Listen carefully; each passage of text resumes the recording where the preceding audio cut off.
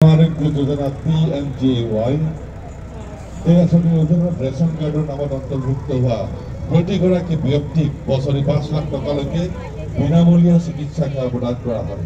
গোৱালপাৰা জিলাত ৰেচন কাৰ্ডৰ নামত থকা ৭৭% ব্যক্তিৰ নাম PMJY অধীনত পঞ্জীয়ন বা EKYC কৰা হৈছে আৰু ৬৮% হিতাধিকাৰীক PMJY কাৰ্ড প্ৰদান কৰা হৈছে আৰু বৰ্তমানে এই পঞ্জীয়ন প্ৰক্ৰিয়া চলি আছে।